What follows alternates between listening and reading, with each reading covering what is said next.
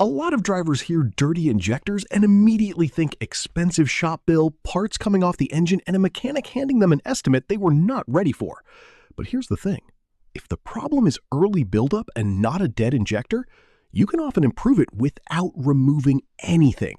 And that matters because mild injector deposits can show up as rough idle, lazy throttle response, worse fuel mileage, hard starts, or that annoying little hesitation that makes the car feel older than it really is. Most people wait too long to think about injectors.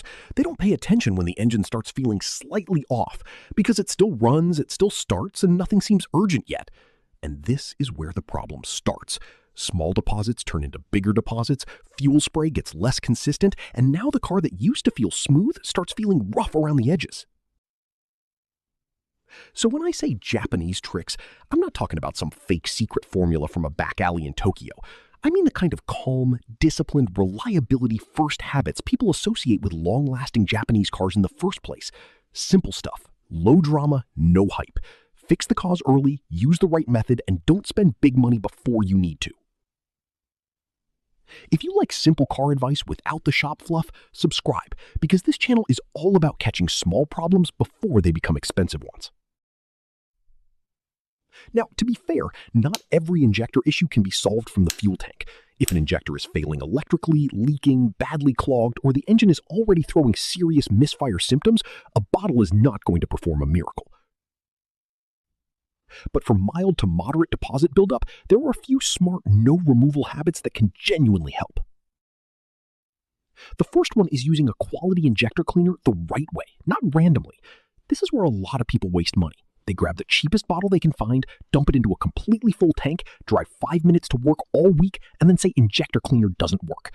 And honestly, in that situation, it barely had a chance. Not every additive is the same, and one proper treatment is better than tossing random bargain bottles into the tank every month. The concentration matters. The timing matters. In most cases, using the cleaner when the tank is low, then filling up as directed, gives it a better shot at running through the system at the strength it was intended to. If you pour it into a brim-full tank with way more fuel than necessary, you may be diluting the effect before it even starts. That sounds small, but it adds up. And no, this doesn't mean some magic bottle fixes everything. It means a good cleaner, used properly, can help remove mild deposits before they turn into a bigger problem. That's a much smarter move than ignoring symptoms until someone starts talking about injector replacement. The next trick sounds almost too simple, but it's probably the one that matters most. Stop chasing the absolute cheapest gas every single time and start using quality detergent fuel consistently. A lot of people only think about injectors after the car starts running rough, but prevention matters more than panic cleaning. Good fuel habits help keep deposits from building up so fast in the first place.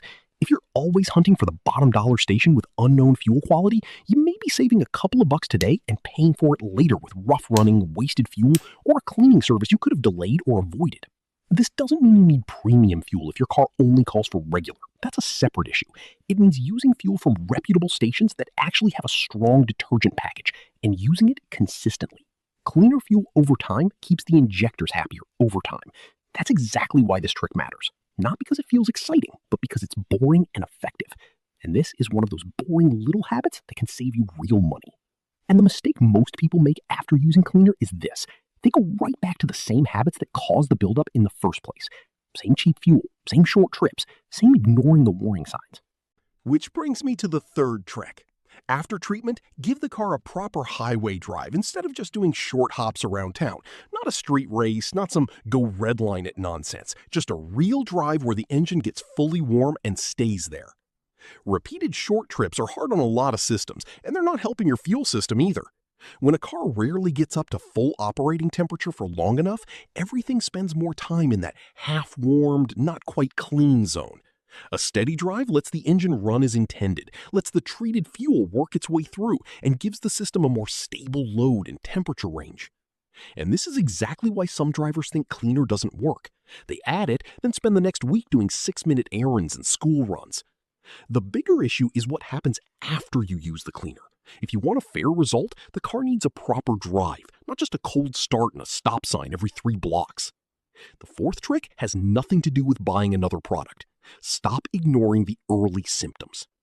Rough idle, slight hesitation, a little drop in MPG, uneven throttle response, harder starts than usual, On their own, each one can seem minor, easy to brush off.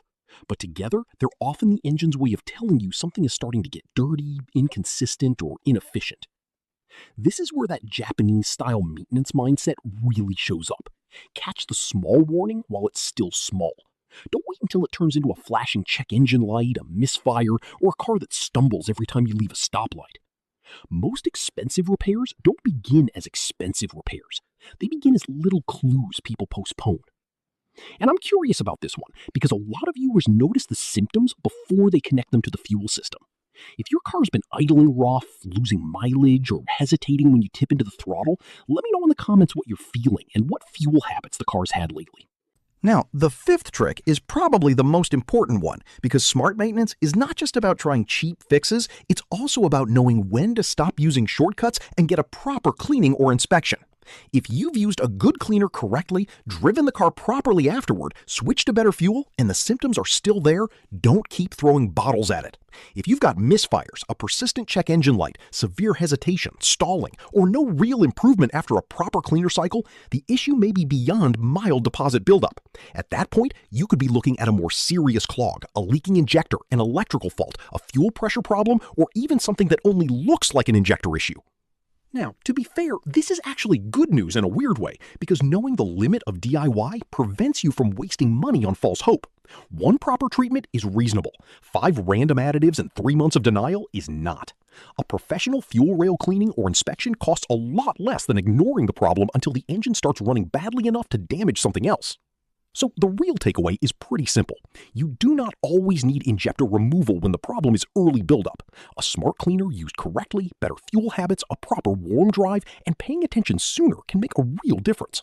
But no removal only works when the issue is still in that mild fix-it-early stage. That's the whole mindset here. Keep the system cleaner before it gets bad. Don't wait for the car to beg for help. And don't fall for miracle fix nonsense either. Calm, practical maintenance usually wins. Subscribe if you want more low-cost maintenance fixes before they turn into expensive problems, because the small stuff most drivers ignore is usually the stuff that costs the most later.